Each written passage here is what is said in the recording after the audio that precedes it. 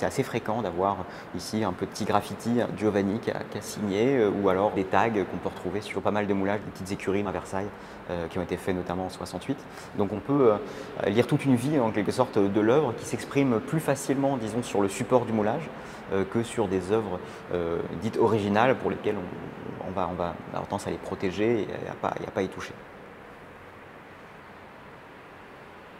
Le projet que j'ai proposé à la Villa, je l'ai articulé autour de la question de la vérité visuelle.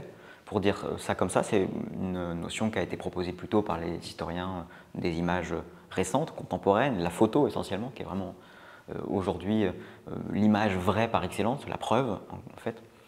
Et comme ma thèse de doctorat, je l'avais faite sur les suaires et les empreintes du Christ dans le suaire, c'est une question qui avait un peu émergé, cette question de la vérité visuelle et dans quelle mesure les médiévaux ils regardaient ces traces comme des preuves de l'histoire sainte. Dans les linges funéraires du Christ, ce qu'on appelle les suaires, on a jusqu'au XIIIe siècle que des suaires qui sont toujours blancs. Il n'y a absolument aucune trace. Et en fait, c'est logique parce que c'est des linges qui signifient plutôt la résurrection du Christ. En fait, le Christ, il est enveloppé dans ces linges, et le dimanche matin, les saintes femmes viennent, le tombeau est vide, et le linge est blanc, puisque le corps a disparu. Donc c'est en plus plutôt une image d'absence, en fait, une image d'abstraction.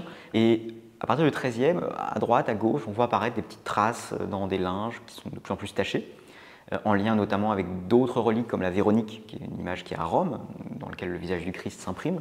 C'est un visage qui est sanglant. Donc la question, c'est finalement cette bascule du blanc qui est une figure un peu théologique de l'absence, à la preuve, la trace qui prouve, qui montre, qui désigne et qui atteste en même temps. Se demander finalement quand est-ce que ça se met en place, est-ce que ça bouscule les régimes qui existaient auparavant, dans quelle mesure ça continue de travailler, les questions théologiques. Et puis il y a aussi la question de la copie, parce que ces images, comme elles sont extrêmement précieuses, on veut les démultiplier pour pouvoir les regarder à distance.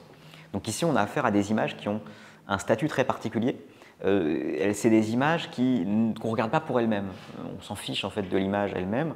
Ce qui nous intéresse, c'est de voir à travers la copie l'original. Le regard sur ces reliques aujourd'hui est justement un regard marqué par le désir de vérité pure et de vérité objective, et qui, en un sens, peut-être fait disparaître d'autres approches qui pourraient être des approches plus mystiques, plus théologiques, plus poétiques, qui disparaissent parce qu'elles sont considérées comme trop subjectives. Si on veut une image qui soit purement objective.